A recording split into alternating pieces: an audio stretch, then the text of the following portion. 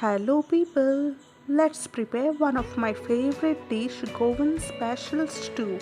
First take water in a pot, then add macaronis and a pinch of salt and boil it. In a separate pan, take little oil, add chopped onion and tomatoes, cook it for some time. Then add chopped potatoes, carrot, green peas,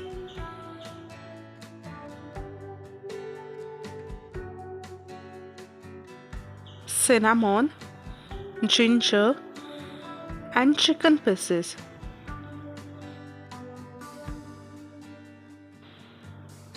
And then add water, close the lid and let it cook for some time.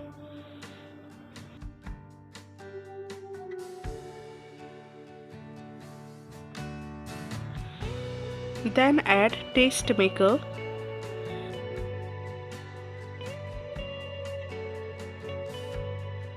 boiled macaronis and butter, and it's ready. Enjoy!